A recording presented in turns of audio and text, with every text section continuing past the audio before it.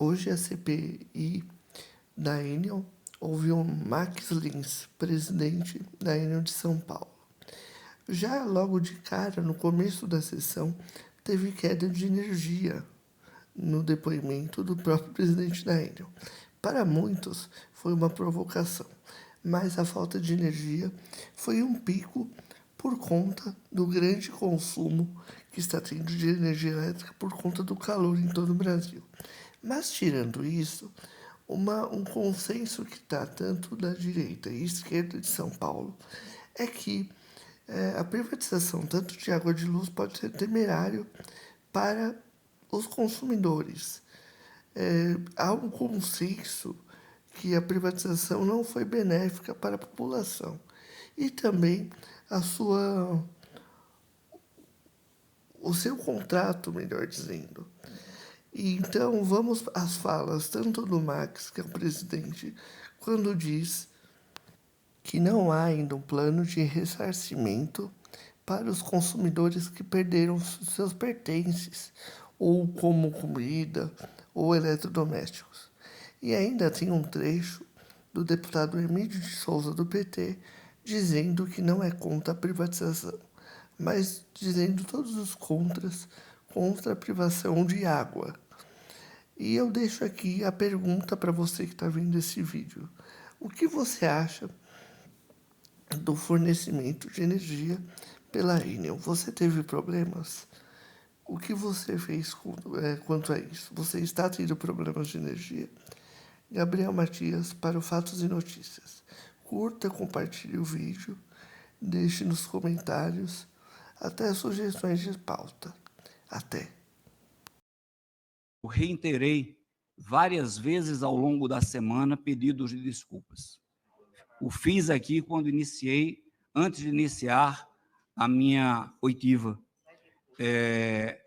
E fiz isso desde o início. Já no sábado, dia 4, nós estávamos colocando mensagens no rádio, informando a gravidade da ocorrência, depois mensagens também em televisão, textos em jornais, né? Foram quase 1.000, aliás, 1.200, se eu não me engano, inserções em televisões, fora TVs, rádio, jornal. Eu, pessoalmente, dei várias entrevistas para veículos de comunicação a nível local e a nível nacional.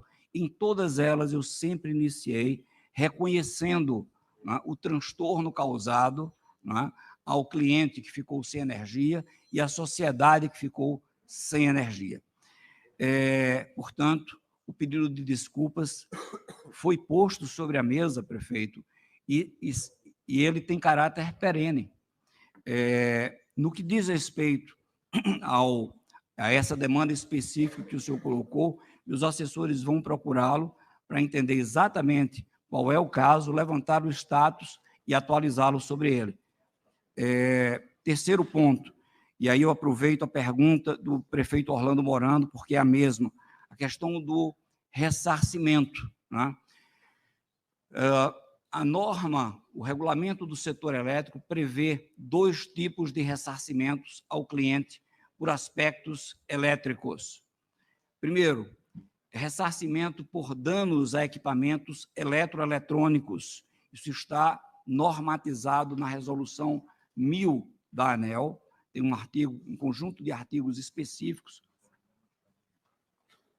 que tratam disso. Há um rito para se fazer isso, e nós decidimos antecipar, sensíveis a isso, decidimos antecipar esse rito, inclusive já recepcionando os pedidos de indenização de eletroeletrônicos, fazer uma avaliação técnica e, ato contínuo, caso proceda, fazer a indenização.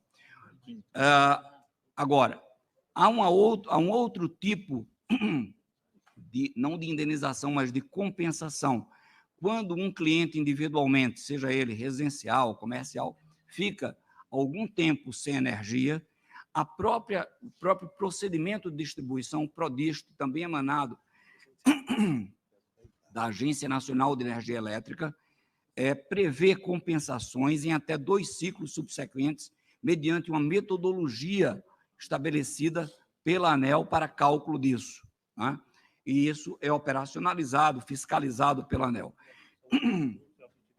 Agora, não está previsto ressarcimento por danos como esses, de perda de alimentos, que nós sabemos que existem, é claro, não está regulamentado, mas foi um fato extremamente abrangente, grave, né, de magnitude, e nós sabemos que impactou, sim, impactou 2 milhões e 100 mil clientes. Nós já fizemos, inclusive, estamos concluindo um levantamento interno, exatamente cruzando as bases de dados daquelas populações de menor renda, né, com as interferências elétricas e discutindo com as demais distribuidoras do Estado de São Paulo, porque, mais uma vez, eu quero deixar bem claro, nós somos concessionários de distribuição de energia elétrica.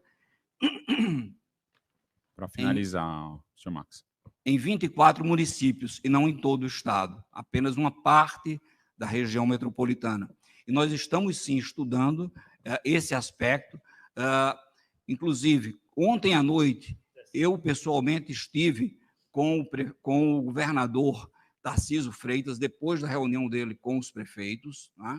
Reafirmei isso para ele, que nós estamos analisando isto e que pretendemos, muito em breve, ter um posicionamento visando exatamente atender a essas necessidades, sobretudo da população de menor renda. O que será exatamente, nós ainda não temos definido, mas estamos sensíveis e pretendemos. O episódio ele ilustra bem o que significa privatizar serviços essenciais. Eu não sou contra a privatização por princípio. Tem serviços do Estado que podem ser privatizados, às vezes podem ser concedidos, né? Nós temos exemplos de concessão de estradas, temos outros exemplos. Agora, o problema é, quando você privatiza um bem que é vital para as pessoas, para a vida, né, a consequência disso é dramática, porque as pessoas precisam daquele bem para viver, né? A empresa fica livre, né? Ela, como não tem concorrência, né, você não tem o que fazer, você é obrigado a consumir aquele produto daquela empresa. Evidentemente, o preço que ela pratica também, ou o serviço que ela oferece, ela não precisa ser de qualidade. Por isso que esses serviços, eu defendo que ele permaneça na mão do poder público, né? Você não pode, quando você está consumindo água na sua casa ou energia, você não pode falar assim, bom, eu não estou gostando da Sabesp, eu vou para outra empresa agora, né? Você não tem essa opção. A energia também você não tem essa opção. Isso cria esse tipo de monopólio, é melhor que seja um monopólio público, não um monopólio privado, sabe? Mesmo porque você trabalha com alguns interesses interesse público que precisa estar presente na vida dessas empresas e que não tem Estado, sabe? Então, por exemplo, você tem regiões do Estado, né, que às vezes são pequenas comunidades onde moram 40, 50 famílias, até menos, e ficam distantes, às vezes, 10, 15 quilômetros. Então, para levar água e para levar energia, por exemplo, para esses lugares, a empresa tem que investir muito e o retorno daquele local, às vezes, é pequeno e ela acaba não fazendo. Ela prefere concentrar sempre em locais onde tem grande retorno. Então, esse é um problema grave. Veja o caso da energia. A empresa que assumiu a Eletropaulo, essa Enel, ela cortou 36% do seu quadro de funcionário nos últimos 4 anos. Isso quer dizer menos gente para manutenção, menos gente para religar a energia quando você tem esse tipo de evento climático como tivemos. Isso quer dizer menos gente para poda de árvore quando precisa ser podada. Enfim, é a economia que ele faz para aumentar a lucratividade da empresa. Quando ela é pública, evidentemente isso não acontece. Então, eu penso que essa questão desse último final de semana trouxe à tona esse debate sobre até onde pode privatizar, o que deve ser privatizável ou não. De cara, eu digo para você que privatizar energia foi um erro e privatizar água, como quer o atual governo de São Paulo, é um erro maior ainda.